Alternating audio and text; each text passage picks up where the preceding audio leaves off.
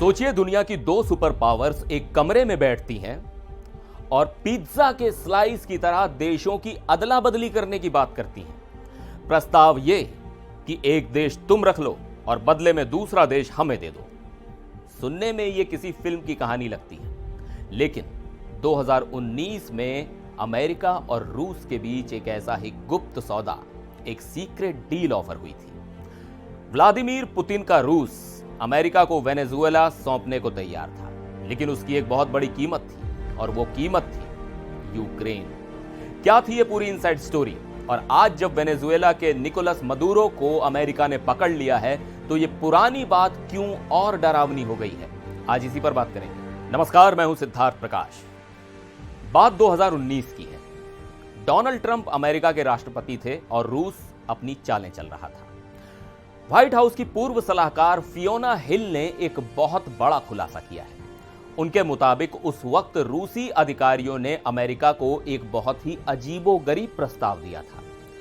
रूस ने इशारों इशारों में कहा कि अगर अमेरिका यूक्रेन में दखल देना छोड़ दे, यानी यूक्रेन को रूस के रहमो करम पर छोड़ दे, तो बदले में रूस वेनेजुएला से पीछे हट जाएगा। आसान भाषा में कहें तो रूस ने कहा, वेनेजुएला तुम्हारा, यूक्रेन हमारा। यह कोई लिखित एग्रीमेंट नहीं था, बल्कि कूटनीति की भाषा में जिसे हिंट हिंट, नज नज यानी इशारों की राजनीति कहते हैं, वैसा था। उस वक्त अमेरिका में रूसी राजदूत एनातोली एंटोनोव ने फियोना हिल को कई बार यह संकेत दिए। रूस का तर्क 19वीं सदी के मनरो सिद्धांत पर आधारित था, यानी अमेरिका पश्चिमी गोलार्ध में जो चाहे करे, रूस बीच में नहीं आएगा। लेकिन बदले में अमेरिका को यूरोप में रूस को मनमानी करने की छूट देनी होगी।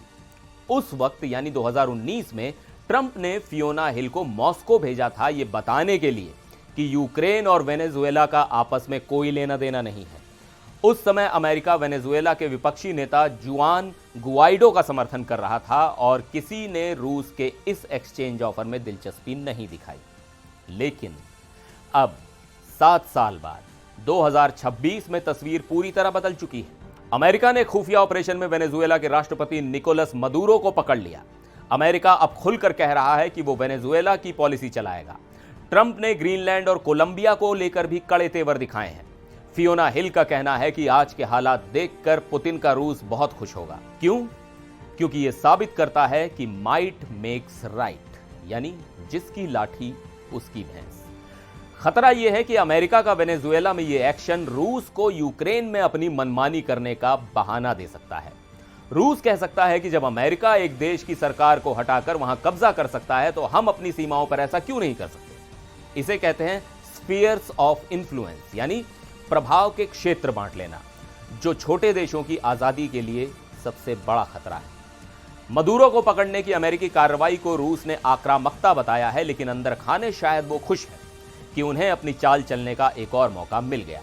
दुनिया के नक्शे पर देशों का यह सौदा हुआ तो नहीं, लेकिन इसकी सोच ही अपने आप में यह बताने के लिए काफी है कि सुपर पावर्स के लिए छोटे देश सिर्फ शतरंज के मोहरे हैं।